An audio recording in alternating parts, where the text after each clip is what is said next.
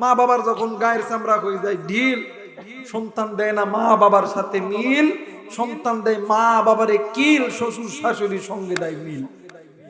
কথা কয় না কেন? আমার সমাজের মধ্যে এমনও যুবক আছে, হাই হাই রে, বাপ মা অসুস্থ, বাড়িতে একদিন খবর নেয় না, একদিনও না, কিন্তু শ্বশুর শাশুড়ির খবর বয়ে কইছে দিনে 3 বার লোড হইতে হইব। এই জন্য এই সকালবেলা একবার ফোন দেখো, আব্বা আসসালামু আলাইকুম, কথা কয় না। একটু যারা আস্তে কথা কবেন মনে করবেন যেটা ওই গুরু ফেললো, কথা বলেন ঠিক কিনা?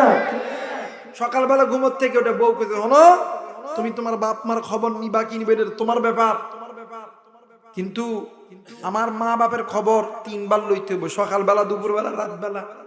এখন এবারে তো মাইন কাশিবাদ পড়ে গেছে, এইবারে সকালবেলা আব্বা আসসালামু আলাইকুম, আসসালামু আলাইকুম, দুপুরবেলা আব্বা আসসালামু আলাইকুম।